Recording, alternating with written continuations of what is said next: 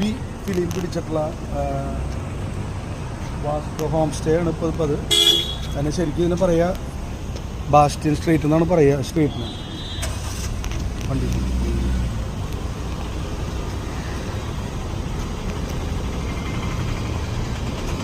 നമ്മുടെ big B film പിടിച്ചിട്ടുള്ള വീടാണ് കാണിച്ചു തരാൻ പോണം. നമ്മുടെ മമ്മൂട്ടിയുടെ ഒക്കെ